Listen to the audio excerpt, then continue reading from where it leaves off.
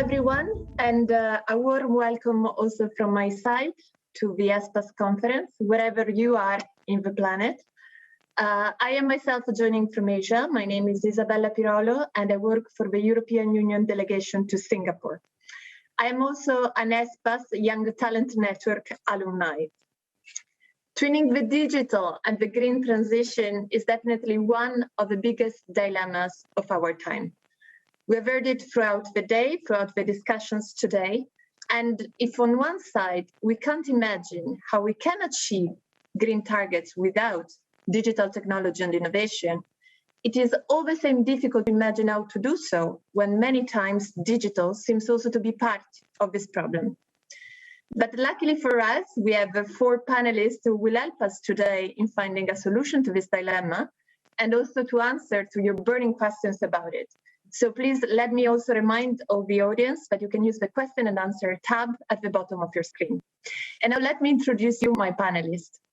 So I will start geographically from east to west. So a very warm welcome tonight here in Singapore to Nithiya, who is joining from my same time zone. Hi, Nithiya. Hello. Nithiya is a culinary anthropologist, but she will tell us a little bit more about it later on. And she spent almost a decade educating people of all ages on the importance of accessible nutrition while respecting biodiversity and our ecosystem. And she was also the the presenter of the Channel News Asia Singapore Edible Wild award winner docu-series. Then let's move to Europe, where we have with us Claudia, Olsson, and Menno. So Claudia is the CEO of Stellar Capacity. That is a global education company specializing in digital upskilling and leadership training for individual and organizations. And Claudia is also not new to the European Union, as she was part of the Industry 2030 Roundtable, advising the European Commission in drafting the Industrial Policy 2030. From Brussels, we have with us Menno, who is working since 2015 in the Director General for Communication Network, Content and Technology, that in Brussels terms is called CNECT. And he works daily on everything that is related to online platform. But even more importantly, if I may say, is a newly appointed member of the ESPAS Young Talent Network. Hi Menno. And finally, moving all the way west, at least for me, joining us from Washington, D.C. is Leonardo Petrucci, who is the Global Account Manager for the United Nations at Amazon Web Services. But I'm pretty sure that most of our audience here at ESPAS and the ESPAS community remember Leonardo for his previous job when he was advisor to the Director General of the European Political Strategy Center, the European in-house think tank advising the President of the European Commission. The previous panel has just addressed a lot about the solutions and the technology that we can use in order to help us in achieving this green transition. And we heard about trends and also about innovation that can help us in speeding up these changes. What I think would be very interesting from our panel now would be to dig a deep to go a step forward and listen a little bit what you think we should get prepared for, what will be the challenges and therefore also the opportunities. So let me start with Leo.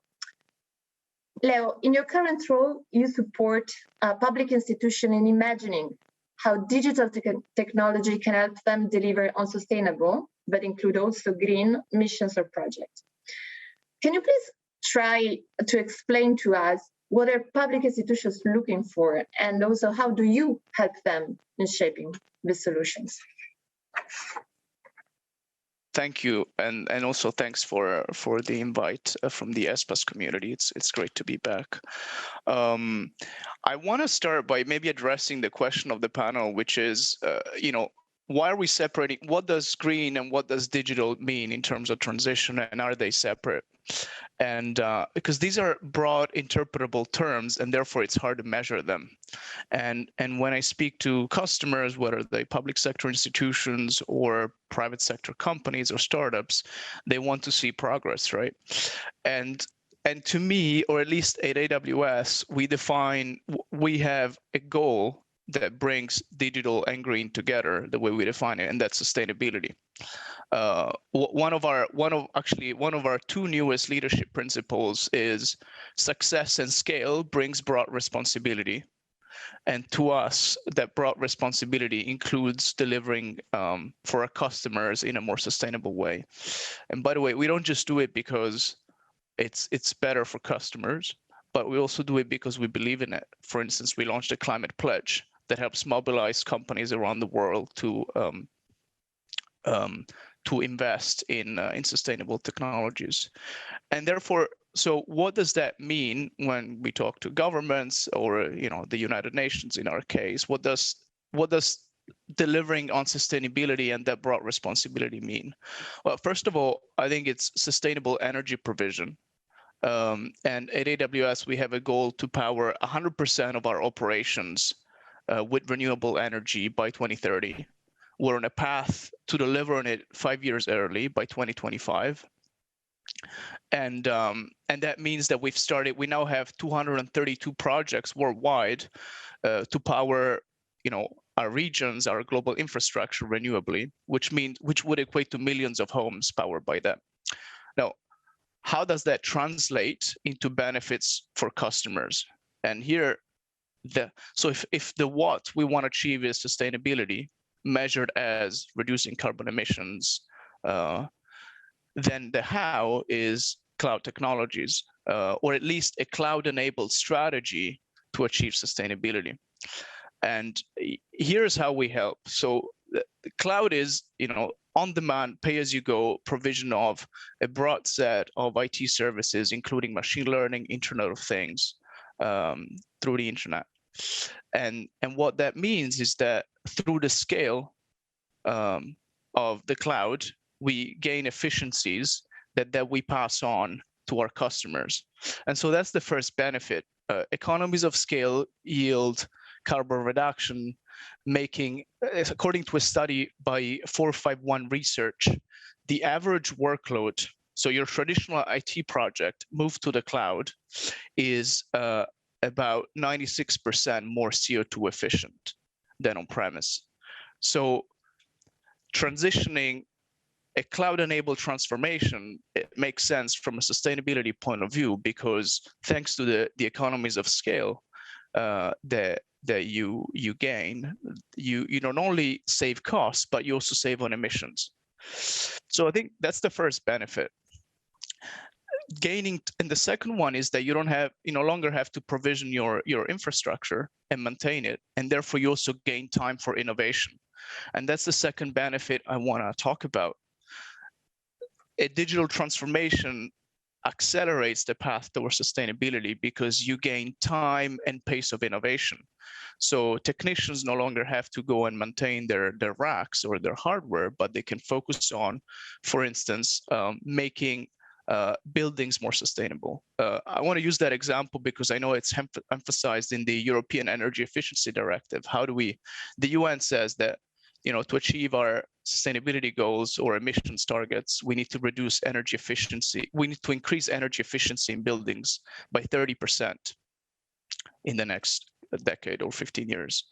And so actually we worked with a few customers on leveraging the IoT sensors and machine learning enabled in the cloud to, first of all, sense what goes on in buildings automatically. Are we leaving the lights on? Is the cooling of the temperature optimized? Etc. What is the space utilization, and can we utilize it better? The second thing, then we pull all this data and they go into a data lake, which is essentially a large lake of information where then machine learning can operate to extract insights that help decision makers understand, should we still use this building? Should we, should we move another building? Should we consolidate two office spaces? Things like that. And they sound simple, but they're incredible changes in terms of the optimization of an infrastructure that is not going to change, is going to stay there, and probably is not as shiny as a headline as the more advanced machine learning projects, but brings incredible contribution to the sustainability goals that we're all pursuing. And in closing, how do we help our customers? So that's one example, and it could be adopted by, for instance, every public sector institution could today, leverage machine learning to automatically optimize their building. And we have specific programs that help do that. And one of those, and especially data, has a fundamental aspect of it because we can extract insights and correlations that we haven't considered before. And we have a program called the Amazon Sustainability and Data Initiative that, for instance, at COP26 a few days ago, published an open data sets. And that's really important to emphasize on, an open data sets where everybody can contribute and look at the correlation, for instance, of financial risk and enterprise growth. So that this type of correlations and this type of uncovered insights can help us define, quantify, and manage new risks or opportunities for investment, where then public sector institutions can intervene to accelerate the transition towards a cloud-enabled sustainability transition. Thanks a lot, Leo. And I think it's very interesting to hear how the same institutions that are talking about sustainability targets and so on need to be advised on how to do it themselves. And this is just a follow-up questions before we're moving on. I would like to know, in your mind, what is the key of success between the cooperation within the public and the private sector? I know there are going to be, for instance, Claudia on the panel they're going to be speaking more competently about this than me, but I see two main blockers or two main opportunities to invest in. The first one is the speed and ease of access to technologies in the public sector. And therefore, equipping civil servants, and obviously with government being a platform, equipping the different actors with the best technology out there to innovate to achieve the sustainability transition. That's the first. And the second one is skills and competencies. We need to be prepared, and we need to prepare people in the public sector to be able to match the right tool to the right job to create services that help citizens, private sector and public sector enterprises deliver on these twin challenges.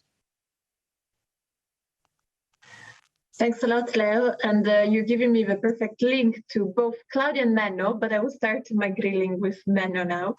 And Menno, in your daily work, as we were mentioning before, you look at a lot of topics like the influence of media on our lives and on our public bodies, and also what are the elements, I would like to know from your point of view, but we should take into account when we think about the process itself of digitalization of governments. So do you think that friction should be built into the system, and what would be the positive or negative of it? Thank you for this very pertinent question, Isabella. First of all, you're right that government is fast digitizing together with the rest of our society and economy. And this raises, of course, existential questions. And actually, one example of this government as a service that I believe is fast approaching and that I find quite interesting is, for instance, the possibility to do instant certification of motor vehicles using digital twins. And I'll come back to the implications of that. But this brings me to a particularly relevant angle that we should perhaps put more focus on, or even put front and center when we discuss the twin transition. Leo already mentioned just now that digital and green are part of the same transition, of course. And perhaps by identifying specifically digital and green, we already risk missing out some of the crucial interplay between the two. But it's not a bad marketing effort either, because I think one of the keys at least is in the word transition itself. And that is the social or democratic dimension of this trend that we see. Because in the end, we only care because we care about humanity, or at least also all the other species in the animal world. But it is humanity that both enables solutions and limit their potential. Now, that is not to say that there's not important work underway on greening digital and also on using digital for green. Some of which has been identified already by Leonardo before. But these initiatives are still slightly disjointed, and they're not really a whole of world approach, what I would call is necessary. And indeed, I think in everything that we do at this stage in the climate emergency, we need to be as comprehensive and iterative as if doing the perfect foresight exercise, if we are indeed to optimize our chances to manage this twin transition. Because indeed, weak signals all point to the strength of this transition and the likelihood of upheaval. And that just shows the enormity of the challenge that we face, but also the opportunity that is inherent in this. And in my specific area of online platforms, you already mentioned them, one can run through scenarios in which renewable energy supercharges platform-driven efficiencies, and that can run the vast majority of SMEs that make up our economy, the vast majority of it, they can run them out of business. Today, that's maybe a funny anecdote, but you already see private equity funds buying up sellers on Amazon and platformizing those sellers. So you really see that the whole economy is digitizing fast and becoming platforms of platforms. At the same time, 3D and 4D printing threatens to remove some of the leverage that our SMEs still hold over original equipment manufacturers today. And all of this implies a huge risk in terms of societal friction. At the same time, you can imagine a truly plug-and-play economy in the platform area, but that should really value humankind's greatest trump card, which is human creativity, or ideas, in other words. So that may not necessarily be a bad outcome, but what we know is that it will cause significant upheaval. And perhaps the most crucial question in all of this is the interplay between digital technology and democracy and our public institutions. Because interestingly, you see that possibilities for awareness raising, fundraising, organizing, or for politicians to reach out, they have all vastly improved due to social media and other leaps in communications technology. Yet the overwhelming feel is one of relinquished control and limitless hate speech and illegitimate public representatives. That's perhaps because all voices have gotten louder. But we need to keep this in mind and look at our democracies more.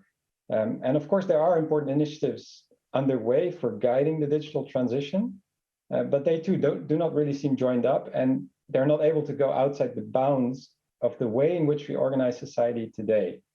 And here I would mention something I'm working on myself, platform regulation that tries to provide a way out of the misinformation vicious cycle that we see.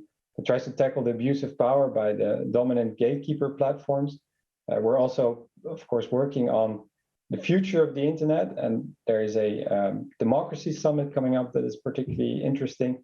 And some of my colleagues are working on platform work, which is an important social initiative to grant greater rights to workers through platforms, which is again hugely disruptive, but also important. It holds important opportunities for workers in terms of flexibility, but it's also hugely disruptive. So perhaps that would be my message. We can intensify this global conversation on democracy in the midst of the green and digital transition. And like your question on whether we should build in friction to guide the digital transition, I have a long list of questions that I would like to explore further with all of you and with the audience, because I definitely don't have the answers.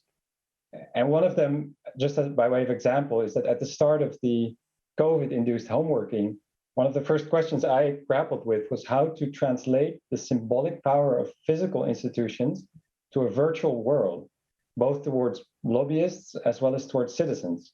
Because of course, it's important to make people still feel that they're represented, and that lobbyists know that what their responsibilities are when speaking to government. And this in a digital world. The same when you go and vote. Should this actually be mandated to remain a physical or at least burdensome affair, to talk about friction as you did? And then there are, of course, broader megatrends-based questions, such as what will limitless renewable energy mean for computing? Does that mean the raw materials bottleneck will drive concentration towards the two ends of the value chain, raw materials versus ideas? Again, this would mean EU leadership in ethical AI and responsible platforms, data anonymization is even more urgent. So I have a bunch more questions, and I'm really excited to continue this conversation with you and all the other panelists. Thank you very much, Menno. And I'm sure you all know, because maybe you heard it earlier today, apart from Leonardo, who just woke up as is in the US, that Vice President Šefčovič was mentioning that the report, the foresight report of next year, will be titled exactly Twinning the Digital and Green Transition. So I'm pretty sure, Menno, that if there is somebody there from his team taking notes, I hope he's already giving names to the different chapters of the report coming up. So just a very fast question before we move to Nithiya would be, which one do you think would be the technology that will help us as public institutions the most in supporting our citizens? I know it's a foresight panel, so I don't want, like, whatever you say, you're not going to be quoted this, but just, you know, using your imagination. That's exciting. I would actually ask a question in return, which is, will any technology help us, or do they actually form the challenge? But it's true that digital technology is already a major tool for things like investigative journalism, or to provide transparency in politics, actually. To record all meetings and provide minutes of meetings in real time, you can easily foresee enhancing some of this. But I think the key is that digital technology should enhance functioning democracies. It does not, and it should not create them. So I would be very careful in picking out any given technology as the one savior, because actually relying on technology or being tech optimists can also lead to inertia, which again is not to say that personally things like graphene power generation or circular water desalination aren't hugely exciting. But I think we should be thinking of innovation in the sense of how to design our democratic processes that are fast digitizing. And it can be rather these bold, human-centric public policies that guide societal upheaval and even unleash technology. I think an interesting example of the second type of innovation in terms of designing our democracies is the Te Awa Tupua Nature Reserve in New Zealand that obtained legal personality in 2017. And I think this is an example of a innovation in our thinking that could actually unleash technology, because if you give legal personality to strongly represented local communities, you can unleash technology like blockchain suddenly to, and this is just thinking out loud here, but to monitor the UNFCCC targets or so.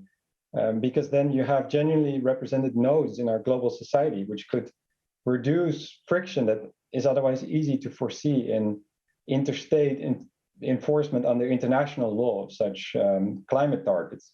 So I think it really should be found in how technology and human-centric values interact. And that is actually a very exciting topic to think about. And maybe it will be interesting to hear also from Claudia how technology best serves humanity in terms of education. So I'm very excited to hear about this more. Thank you. Thanks a lot, Menno. And I know Claudia has been just cited, but still I keep Claudia for the end. And let's continue our journey. We've seen how the institutions were setting the targets for sustainability, for green and digitalizations need to be advised. We've moved to democracy. We've moved to how the public institutions are using this technology. And now let's move to another area that is probably what we keep doing, we always do, and this is related to eating and food. And I'm very happy to have Nithiya here with us. But before asking you the questions related to the panel, I'm pretty sure that everybody has been wondering, can you please tell us what is a culinary anthropologist? Just in a few words. Yeah, thank you, Isabella, for having me. I have to say, every other panelist has a much more exciting job title than I do. You know, it's much more fascinating for me to hear. So for me, I kind of work within the intersection of culture and history through the medium of food, right? So it's just the intersection that what we eat is never just fueling the body, it comes with historical connotation, it comes with socioeconomic connotation, and it also has a huge impact on our environment, on our communities, and ourselves. Yeah. So that's what I do. Thank you very much. Yes, thank you very much. And now let's move on to the topic of the panel. So as I was mentioning before, people will always be eating, and we see the speed of change in the food and the agri-tech sector at an unprecedented speed probably than before. What do you think is the biggest impact of digital transition on the way we eat and on its sustainability? And in your views, what do you think are the positive and negative sides of it? So this is very pertinent because at the moment I work with a sustainability startup incubator. So we hear a lot of startup pitches in the sustainability, in the biotech, in the food tech sector. So you really see the trend picking up. You see investment, especially in Singapore, which is becoming a hub for startup innovation and investment in the food tech sector. I think a lot of the alternative meat companies are setting up their Asian headquarters here, and factory processing as well. So you see the shift happening, right? Especially for a place like Singapore, which is famously dependent on importing its food. So at the moment, 90% of all food in Singapore is imported. And then we have this current goal at the moment, which is 30 by 2030. And the government is right now trying to basically increase our capacity for food production. But in terms of the change that you see, and I think the biggest impact that digital is having on food, I mean, this is something that people have been doing for thousands of years, right? We've been farming, we've been hunting, we've been gathering, we've been eating. And once we used to eat purely for nutrition, then we started to eat for pleasure. And now it's a mixture of both. And what digitization does, which is the same thing which I think the supermarkets did, which is the illusion of choice, right? The supermarkets give you this illusion of choice. You can eat things which are out of season. You can eat things which are prepared for you, and at shops that are open 12 hours a day, right? Compared to maybe what you used to just have growing in your backyard or get at your farmer's market, or later on to your wet markets, which close by 1 p.m. So it's this increasing access to food, it's the increasing access to choices. But what ultimately happens is your supermarkets choose what they choose to bring in, and you're limited by that. But you feel this illusion of choice. But what you get now is with major players like Amazon, for example, right, is limitless choice, which is great, right? If you're a small company who believes in sustainability, or a smallhold farmer, you don't need to get a supermarket contract anymore. You don't need to open up a shop. You can stock your product on Amazon and reach your community and, in the larger picture, the world, right? So you have this access. And so in that way, it's incredibly empowering. Digitization gives empowerment to the consumer who gets to choose. It gives empowerment to small businesses who get to represent. If you're a sustainability driven company, maybe profit margins are not that big at the moment, right? So you can't do infrastructure investments early on. So the digital marketplace gives you this opportunity to reach a large audience. So in that avenue, it's amazing. In the other avenue, what the problems that it creates is that now imagine I live in Singapore and I want to live a more sustainable lifestyle. I want to eat more sustainably, and I just want to live a better life, right? But in order to get the tools to live this sustainable life, I order products in from the US. I order sustainable brands in from the US, instead of possibly, because maybe my surrounding doesn't have that available yet. So I get eco cleaners, from 7th generation that I can get flown in. I get beeswax wrappers, but I get it flown in. So there is the carbon footprint. There is this kind of, you are trying to be sustainable, and now you have access to brands that you're comfortable with, that are being recommended in blogs, that are globally recognized, and you can get your hands on it wherever you are in the world, right? And so there is that kind of contrast of both accessibility, of opportunity, but also this larger carbon footprint that you create of products traveling for miles out of what you normally have reached too. And in terms of food tech, what we're seeing is a lot of investment in alternative meat, in lab-grown meats. And that's a big trend that's going to continue. We're going to see lab-grown milk soon. That's coming up as well. And so that is also another thing, like the thing with digitization and the thing with food tech. When you talk startups, right, especially food tech startups, you are a brand. You need to be a brand to get investment. So if you are an alternative meat brand, you go from being a piece. So if I want to buy a piece of beef, for example, regeneratively farmed, organic, free-range meat. I have a certain amount of choices at the butcher, but it's nameless. It's just the cut of meat that you're getting. But now if I want to get a kind of alternative meat patty, I get to choose between Impossible Foods or Beyond Foods. So they get branded. It's this kind of like, how much autonomy do you have in what you used to assume is a raw food product? It's like margarine and butter, for example, right? Butter is a one ingredient product, whereas margarine is a complex mix of processes that creates this kind of butter substitute, which is supposed to be better. It's supposed to be better for the environment and better for you, which now we know it's not. So for me, it's definitely a hybrid, right? I don't believe in extremes. I think it's a balance. I think we do need to support food tech innovation. We do need to support digital kind of marketplaces and access, food delivery apps, all of these things. They've really changed the way we live. They've changed what is required for someone to become a food business. So that has changed. The access is so much lower to begin, right? So you have more options. But I think with anything digital, what you need is greater transparency, greater accountability, and hopefully less brand monopolies.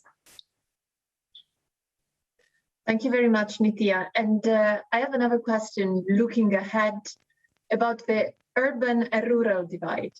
How do you think this will be impacted by digital technologies? Yeah, so I think it's an extension of what I was sharing earlier as well, right? Like how we eat in a rural environment is so different than how you eat in a city environment, right? City is all about choices. It's all about access. It's about convenience. It's about getting what you want at any time of the day or night. Rural environments still very much dependent on what's growing in their geographical locality. What is seasonal and what is being sold at your farmers markets and all of these things. But what we must try to avoid is digital becoming another tool that divides communities, right? Like there's a huge wealth gap happening. There's a huge kind of gap in terms of education quality in rural areas versus urban areas, for example. But we should make sure that what digital does that it empowers access in rural areas. It doesn't become this thing that divides people in urban environments and rural environments. But something that we really faced when we were talking to certain communities in India, for example. So it's lifestyles, right? So if food is aspirational, then the more money you make, you are going to eat for the lifestyle or the community that you are aspiring to. And that can be, a wellness yoga lifestyle. It can be a more kind of Eurocentric lifestyle. It could be these extremes, right? But food being this aspirational thing, when you're in an urban area, you move from a rural environment, you move from a village in India, and you move to Delhi or Chennai, for example. So your households immediately become smaller. You move into 1-2 person households. You tend to depend more on food delivery because you're working in an office from 8 to 5. So there's less cooking being done. There's less grocery shopping being done.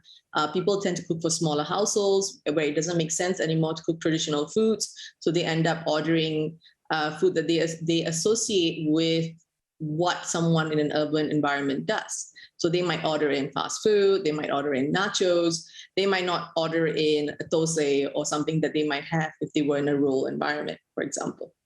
So what we are seeing is that the food trends, how people are eating in urban environments, is shifting away from traditional foods. So there's less diversity in their diet. So it doesn't matter which urban environment they're in. It could be New York City, it could be Delhi, it could be Singapore, right? People tend to eat the same. And that's what's starting to be scary, the homogenization of the diets of urban areas because of digitization. But that's really less digital's fault. It's more the lifestyle of urbanites, right? You work in an office, you buy things at a supermarket, and you have smaller households. So it doesn't really make sense to make traditional foods anymore, which are more time consuming or hard to find ingredients for. Thank you very much. And I think exactly the food sector is one of those areas where we can see the impact of digitalization and also how this is very much linked to the sustainability that we will be referring and the green transformation we'll be referring to throughout the conference.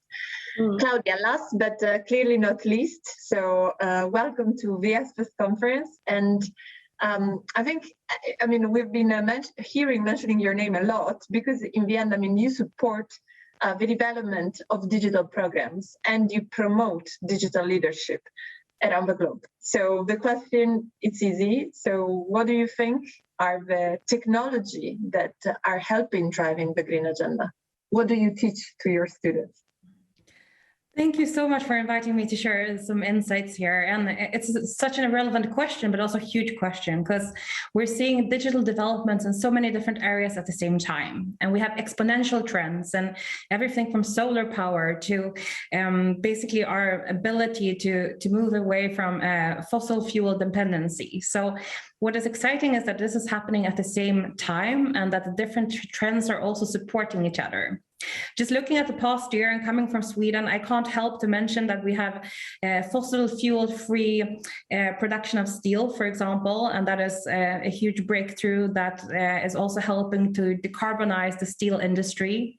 We're seeing a lot of advancements in forestry, for example, in monitoring, restoring, planting, and doing that with the help of drones, for example. So drone technology is really also following exponential trends. We've already discussed the developments in food tech and food technology and agri-tech. So we see cultured foods, we see synthetic solutions to basically enable plant-based meat and fish, which is also making a huge difference. Of course, electrification of our transports, both in terms of cars, but of course also flights. So we see a lot of developments and innovation happening in terms of electrical flights and vehicles all across Europe. We also see, of course, advancements in energy storage and carbon capture and the carbon storage. So there are so many trends that are coming together. And in addition, we're seeing that machine learning and AI is enabling us to actually monitor our carbon dependency and monitor our basically businesses and how we can make better and more future-oriented decisions. So that is really great to see that the technologies are enabling this. And I'm sure there are technologies that I didn't mention that are equally important, but of course, what is great is that the communities are coming together and the focus is starting to come to these technologies so that they really can make a difference. And maybe I should also share a little bit about the skills then also needed to enable this, because of course we see that this huge transition requires us as humans, us as colleagues, to also step into new roles and to acquire skills needed to be able to drive this transition. And this is actually a challenge, not only in Europe, but globally, that there's a tremendous need for reskilling and upskilling with regards to digital skills. In Europe, we are lacking digital talents. When we have been monitoring on a European basis the digital skills that are present, we're continuously seeing that we have a gap and that we need to develop digital skills to meet the skills gaps. So both both on an individual level, also on a governmental and state level, and on a private level, we really need to have initiatives for reskilling and upskilling. And for example, the World Economic Forum does these rankings of which skills are the most important for the future. And I've been quite involved with the community, both in the Future Council for Values, Ethics and Innovation, but also in their Young Leader Network. And there we have seen a lot that it's not just about skills in AI and blockchain, but skills that are important for the future and for us to be able to position ourselves with in a green economy and basically capture the potential of a more green economy. We also need to really focus on active learning strategies. So active learning strategies is something that is really highly ranked in terms of the talent we hire, the talent we develop. Something else which I really thought was really interesting from WEF that was shared will be an important skill now towards 2022 was systems analysis and evaluation, and that more people need to understand not just their unit, their department and their singular role, but also understand the system that they work with and navigate in. Understanding the systems enables you also to understand how you can move towards a greener economy and what kind of solutions will be the most relevant. So I see that to meet the potential of all what technology is creating, we really need to focus on active upskilling, and more needs to be done in this aspect. Thank you so much, Claudia. And you also teach about leadership a lot. So, of course, it's the theme of our panel. The question is easy. Is there digital together with a green leadership? So are these in contradiction in any way? And from your point of view, because you have so much experience, you've been traveling the world talking about it, do you think in the end, can we have a greener and also more digital economy altogether? Yeah, really great question. And when sometimes I'm being asked, should we focus on green or should we focus on digital? And my answer to that is we should always focus on human. Because if we put human in the center, that really, both now and for coming generations, that helps us to make the best decisions with the perspective of both digital and green. What we can see with regards to digital leadership is that in many industries, for example, there's been a very strong focus on having lean production and lean systems for achieving goals. And this is, of course, very important, but focusing on a very lean system sometimes reduces the redundancy and the buffers that systems need to also be very resilient. So going forward, I see that digital leadership will also need to take into account more resilience, and resilience, of course, encompasses and is very much related to a more sustainable planet and a greener economy. We can, on the other hand, also see that if we look at circular business models, many circular business models also have a strong focus on making sure that we are as resource efficient as possible and also decreasing redundancies. But if we want to combine that with a resilient thinking, we will need digital to help us bridge the divides between those paradigms, but also to amplify all the things that these paradigms have in common as well. So I see that digital can really help us both to achieve a more resilient green economy, and at the same time, it can also help us to be lean and to make sure that we use our resources as efficiently as possible from a circular perspective. But then I want to say that for us at Stellar Capacity, digital leadership is also about how you plan for the future and how you make sure that you create a mindset and a culture that supports this. It's important that at all levels in organizations, we have a mindset that is future-oriented, which is enabling people to actually reach the full potential. And of course, to also think more long-term and about sustainability that will benefit both the company, but also future generations. So I think digital leadership is really about making organizations and people think more long-term, but also question the herited ways we have from past industrial paradigms in terms of mass production and resource efficiency, where we have sometimes used the planetary resources to a too great extent. So I think that digital leadership going forward will definitely build on focusing on a green economy and uniting that with basically organizations and value creation that is best for humans long term. Thank you very much, Claudia. I think that was extremely interesting. And I now move to the last part of our panel, that is the question and answer sessions. And I invite once again our audience to post for questions in the question and answers tab that is at the bottom of the page. But already I have a question for Nithiya, that it's about where do you see most investment currently being made from the industry perspective in your sector? So where do you think, so on one side, I understand where do you see most investment from industry, and where is the growing interest from consumer perspective? So I think generally, so there was a recent study being made on, in terms of high impact actions, climate actions that you can do as an individual or as a household. What you choose to eat has 10 times more impact than recycling, for example. So kind of reducing food waste, having a more plant-rich diet is a lot more effective, right? And I think recently, even with the meals that were served up at COP26, for example, they were recommending that the meals should have a carbon footprint of 0.5, which is I think the WWF recommendation according to the Paris Agreement. But most of our meals at the moment are somewhere between 1.7 to 2.5. So I think the biggest investment at the moment will always go to businesses that can feed the developing world, to reduce food inequality, and to enable people to have more meat alternative options.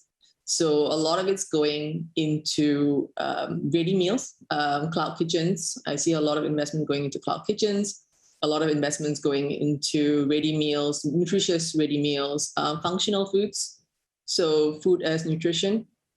And this has been going on for the last 5 years, which is the food tech sector in terms of lab-grown meats. So we have in Singapore, you have Omni Meats, you have Impossible, you have Turtle Tree, which is creating lab-grown milk. You have lab-grown fish coming out shortly. And at the same time, you have companies which are also looking for waste product crops, right? Like green jackfruit, which historically 90% of it got thrown away because it didn't survive very well in transport. But it's a high carbohydrate food. It yields a lot, and it grows in, it can grow in very less demanding soil. So kind of businesses that find that in-between gap, right? That take a waste product that maybe farmers are throwing away because they can't transport it very well, maybe finding a way to process them, brine them, tin them, and then using your investment money that you have, trying to reach the new market, right? Like jackfruit, green jackfruit, for example. There's a startup here called Karana, which took 90% of the green jackfruit that was being thrown away in Kerala and Indonesia, brined it using proprietary tech, which you need to have as a startup. And then they started putting it here, making it accessible to chefs to serve it in restaurants. So even like Singaporeans, right, who 3 generations ago were eating green jackfruit because it was part of their traditional cuisine, forgot about it because people weren't cooking it at homes anymore, restaurants weren't cooking it anymore because it was just too difficult to have access to it, right? People didn't know how to prep it, people didn't have access to it. So when you have it in a tin or you have it in a jar, it immediately makes it accessible to a new generation. So I think foods like that, finding the next big kind of superfood or the next big thing that's going to feed the world, I guess, in an ethical, sustainable way. Thank you very much. And I'm pretty sure that many among our listeners are now looking to invest in what you just suggested. But I have a last question for Leo, and then I think we have to wrap up our panel, unfortunately. So Leo, you are asked, what do you think are the biggest challenges that the public bodies will face in adapting? Well, first, every challenge comes with an opportunity. I think they've been mentioned. One is, one thing I would do is to really be rigorous about defining the problem first. Sometimes we speak about terms like digital and green as if they had a life of their own, or technology even. And so, what are the challenges? Define them into tractable, measurable problems that we can address is first, I think, what is needed. And also sometimes looking at things that are not going to change. For instance, we're still going to live in buildings. We're still going to eat food. How can we make this, unchangeable and hopefully, processes that will in situations that will remain more sustainable, more innovative, and focus on the user needs as well, rather than on the technology. Then the second part is, as I said before, acquisition of technology, and but also acquisition more broadly of the right tool for the right job, because with the risk of obsessing too much on the how, we may lose sight of the user needs that we're trying to solve for. And then finally, do we have the right skills to leverage the right tools to do the right job and solve the problems that we have identified? So I think those are the three easily spoken of but hardly executed challenges that await us. Thanks very much, Leo. And I'm being reminded that our time is up. So unfortunately, I cannot give you for a last message the floor. But this is the beauty of the ESPAS conference. It's never the end of the story because it's about the community that is created. So I'm sure everybody now knows your name, knows your faces. They did already before, but now they know how to get you. So I invite everybody to go for a short break of 15 minutes, but then to come back as the panel following is about how to use future scenarios for policymaking in an era of profound transition.